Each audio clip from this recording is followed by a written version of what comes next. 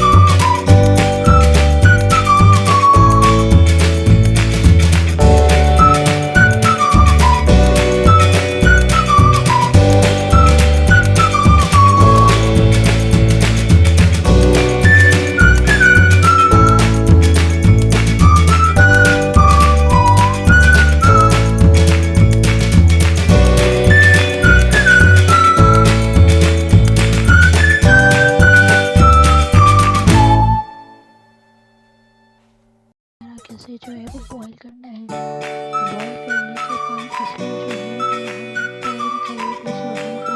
जब इसमें बॉईल आ जाएगा तो इसके अंदर जो है वो चिकन